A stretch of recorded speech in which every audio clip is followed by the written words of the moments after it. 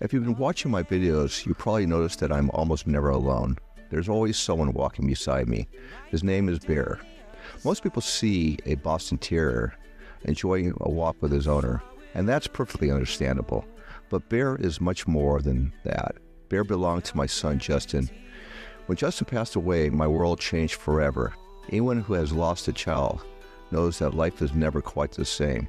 You learn to keep moving because you have to. But a part of your heart never stops. Looking back, Bear became part of that journey. Every morning when we go outside, every time we walk down the sidewalk or through a neighborhood, he's there beside me. He doesn't know we're visiting memories. He doesn't know we're walking through places that changed my life. He's just happy to be with me. And maybe that's one of the greatest lessons a dog can teach. Just be there. No questions, no judgment, just companionship. As I walk, I often find myself remembering people who are no longer here. My mom, my dad, my brothers, friends I grew up with, and of course my son, Justin. Sometimes those memories make me smile. Sometimes they make me laugh. Sometimes they still hurt. But I've realized something over the years. The people we love and never completely disappear. They become part of who we are. They walk beside us, even if we can't see them. That's where the name, The Shadow Beside Me, came from. When most people hear the word shadow, they think of something dark. I don't. To me, a shadow is proof that something has been there. The shadows beside me are all of the people who shaped my life. They're the lessons they taught me. They're the mistakes I made. They're the victories I celebrated. They're the regrets I still carry. They're the memories that made me who I am. Bear reminds me of those shadows every single day. This channel isn't about pretending life has been perfect. It hasn't. I made mistakes. I've lost people I love. I've gone through the times I never thought I'd survive. I experienced success, failure, happiness, heartbreak, and grief. And through all of it, life kept moving forward. As I've gotten older, I've started thinking about something that probably never crossed my mind when I was 20 years old. What happens to our stories? Every family has stories. Stories about grandparents, stories about childhoods, stories about growing up, stories about first loves, stories about mistakes, stories that explain who we are. But after a while, those stories disappear. The people who live them pass away. The photographs fade. The houses get sold. The schools change. The neighborhoods are different. One day someone tears down an old building and nobody remembers what happened there 50 years early. That thought bothered me. I realized that if I didn't tell my stories, they would eventually disappear too.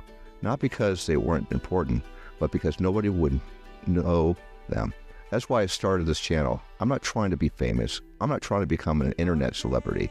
I'm simply trying to leave something behind. And maybe one day a family member will watch these videos. Maybe someone who grew up in the San Fernando Valley will recognize the places I talk about. Maybe someone will go through loss, will realize they're not alone. Or maybe someone will simply enjoy hearing about a different time. When the kids rode bicycles until dark, neighborhoods felt like small towns, and life moved a little slower. If that happens, the making these videos will have been worth it. One thing you'll notice is that I don't stay inside very much when I tell these stories. I like going back to the actual places where they've happened. The schools, the streets, the parks, the neighborhoods. And some of them have changed, and completely. Others look almost exactly the way I remember them.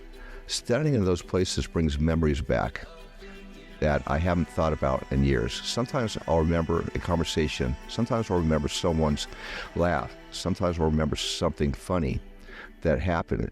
It's amazing that places can unlock in your mind. And Bear is always there beside me. He has no idea why I stop and stare at an old building. He has no idea why I smile at a street corner. He has no idea why I sometimes get quiet. He's just happy we're walking together. In a way, that's exactly what I need. A quiet companion, someone who keeps me moving forward, someone who reminds me that life continues. Even after tremendous loss, people often ask how I made it through everything that's happened in my life. The truth is, I don't always know. Some days are easier than others. Some memories are harder than others. But every day, I get up and put on my shoes and clip Bear's leash on, and we start walking, one step at a time. that's really what the channel is. One walk, one story, one memory at a time. If you decided to come along on this journey, I want to thank you. Thank you for spending part of your day with me. Thank you for listening to my stories. Thank you for allowing me to share the people and places that help shape my life. And thank you for walking beside Bear and me, because as long as we're walking together, the memory continues to live. Welcome to the shadow beside me.